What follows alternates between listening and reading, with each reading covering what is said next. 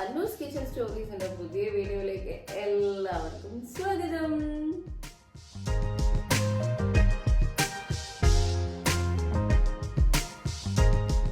അപ്പൊ ഇന്ന് നമ്മൾ എന്താ ഉണ്ടാക്കാൻ പോകുന്നതെന്ന് അറിയോ? നമ്മൾ ഇന്ന് ഉണ്ടാക്കാൻ പോകുന്നത് വെണ്ടയ്ക്ക വെച്ചിട്ടുള്ള ഒരു അടിപൊളി സൈഡ് ഡിഷ് ആണ്. അപ്പൊ അതെന്താ സാധനം എന്ന് അറിയാൻ വേണ്ടിട്ട് നമുക്ക് വീഡിയോയിലേക്ക് പോകാം.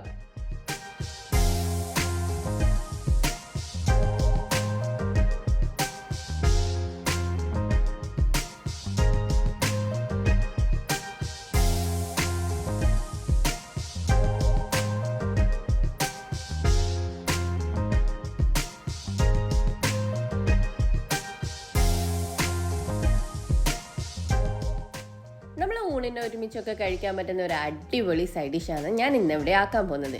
എന്താ സാധനം എന്ന് വെണ്ടക്ക കണ്ടപ്പോൾ തന്നെ നിങ്ങൾക്ക് എല്ലാവർക്കും മനസ്സിലായിട്ടുണ്ടാവും അല്ലേ? അതെ, വെണ്ടക്ക മെഴുക്ക് പുരട്ടിയാണ് ഞാൻ ഇന്ന് ഇവിടെ ആക്കാൻ പോകുന്നത്.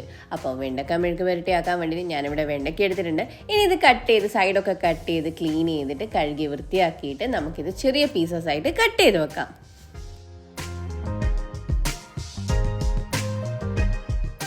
ഇനി അടുത്തതായിട്ട് ഇതിൻ്റെ അകത്ത് ഇമ്പോർട്ടൻ്റ് ആയിട്ടുള്ള ഒരു സാധനം കൂടി നമുക്ക് ആഡ് ചെയ്ത് കൊടുക്കണം. അത് വേറെ ഒന്നല്ല, ഉള്ളിയാണ്. അപ്പോൾ ഉള്ളി ഇനി നമുക്ക് നേർങ്ങനെ കട്ട് ചെയ്തിട്ട് ഇതുപോലെ ഒരു സൈഡിലേക്ക് മാറ്റി വെക്കാം. ഇനി ഇതിൻ്റെ കൂടെ ചേർക്കാനുള്ളത് വെളുത്തുള്ളിയാണ്. അപ്പോൾ വെളുത്തുള്ളി ഞാനിവിടെ ഒരു 4-5 അല്ലി എടുത്തിട്ടുണ്ട് കേട്ടോ. അതും ഒന്ന് ചെറുങ്ങനെ കട്ട് ചെയ്യുന്നുണ്ടെങ്കിൽ കട്ട് ചെയ്യുക, അല്ലെങ്കിൽ ഇങ്ങനെ തന്നെ ആഡ് ചെയ്യുന്നുണ്ടെങ്കിൽ അതും ചെയ്യാം. ഇനി നമുക്ക് വെണ്ടക്ക മെഴുക്ക് പുരട്ടി ഉണ്ടാക്കാൻ സ്റ്റാർട്ട് ചെയ്യാം.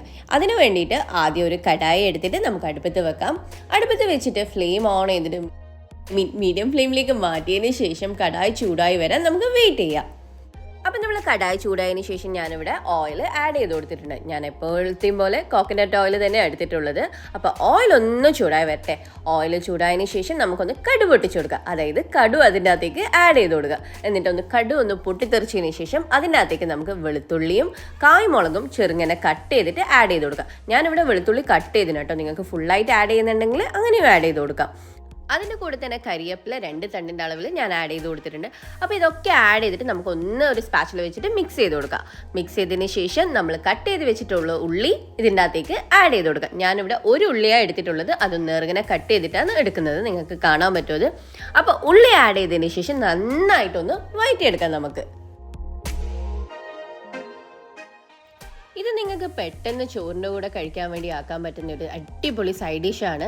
അതുപോലെ ലഞ്ച് ബോക്സിൽ നമുക്ക് ആക്കിയിട്ട് കൊടുത്തു വിടാൻ പറ്റുന്ന അടിപൊളി ഒരു വെണ്ടക്കേനെ കൊണ്ട് ഉണ്ടാക്കാൻ പറ്റുന്ന, എളുപ്പത്തിൽ ഉണ്ടാക്കാൻ പറ്റുന്ന ഒരു സൈഡ് ഡിഷാണ്. എന്തായാലും ഇത് നിങ്ങൾ വീട്ടിൽ ട്രൈ ചെയ്ത് നോക്കണം. ട്രൈ ചെയ്ത് നോക്കാൻ മറന്നു പോകരുത്. അതുപോലെ സബ്സ്ക്രൈബ് ചെയ്യേണ്ട നമ്മളെ ചാനൽ കാണുന്നുണ്ടെങ്കിൽ സബ്സ്ക്രൈബ് ചെയ്തിട്ട് വീഡിയോസ് കാണണേ. അപ്പോൾ ഇനി നമ്മൾ വെണ്ടക്ക ആഡ് ചെയ്ത് കൊടുക്കുക. ടൈമായി നമ്മൾ കട്ട് ചെയ്ത് വെച്ചിട്ടുള്ള വെണ്ടക്ക ഇതിൻ്റെ അകത്തേക്ക് ആഡ് ചെയ്തതിന് ശേഷം നന്നായിട്ട് ഒന്ന് വഴറ്റിയെടുക്കാം നമുക്ക്.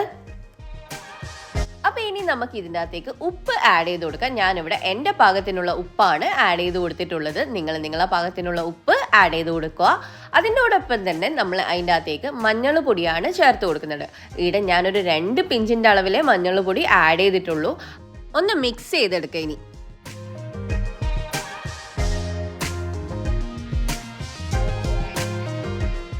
അതിൻ്റെ കൂടെ തന്നെ ഞാൻ കുരുമുളക് പൊടിയും കൂടി ആഡ് ചെയ്ത് കൊടുക്കുന്നുണ്ട്. ഇത് ഞാൻ പാക്കറ്റ് കുരുമുളക് അല്ല ആഡ് ചെയ്യുന്നത്.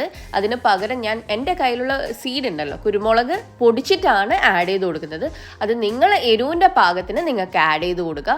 കൂടുതൽ എരിവ് വേണ്ടെങ്കിൽ കൂടുതൽ ആഡ് ചെയ്യുക, അല്ലെങ്കിൽ കുറവാ വേണ്ടെങ്കിൽ അതിനനുസരിച്ചിട്ട് ആഡ് ചെയ്യുക. ഞാനിവിടെ വളരെ കുറവേ ആഡ് ചെയ്യുന്നുള്ളൂ. കാരണം എനിക്ക് എരിവ് കുറവാണെന്ന് നിങ്ങൾക്ക് അറിയാം. എൻ്റെ വീഡിയോസ് കാണുമ്പോൾ തന്നെ ഞാൻ അധികം എരിവ് ഇടാറില്ല എൻ്റെ ഡിഷസിലൊന്നും.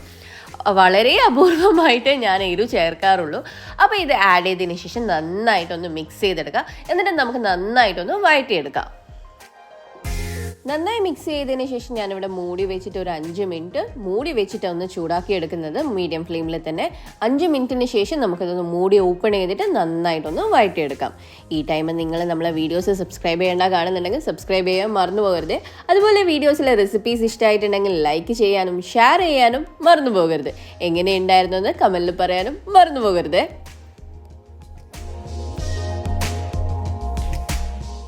ഏകദേശം ഒരു 5 മിനിറ്റ് കഴിഞ്ഞിട്ടുണ്ട്. അപ്പോൾ ഇനി നമുക്ക് മൂടി ഓപ്പൺ ചെയ്തിട്ട് നന്നായിട്ടൊന്ന് സ്പാച്ചില വെച്ചിട്ട് മിക്സ് ചെയ്ത് കൊടുക്കുക. അപ്പോൾ ഏകദേശം നമ്മൾ വെണ്ടക്ക മെഴുക്ക് പുരട്ടി ഇവിടെ റെഡി ആയിട്ടുണ്ട്.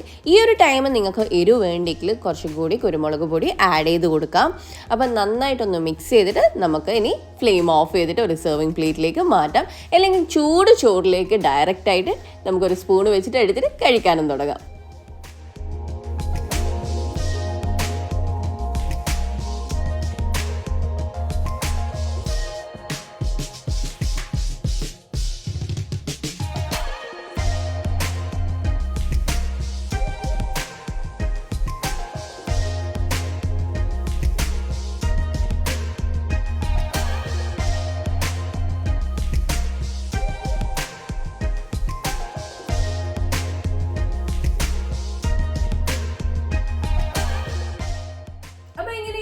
നമ്മുടെ റെസിപ്പി ഇഷ്ടപ്പെട്ടോ?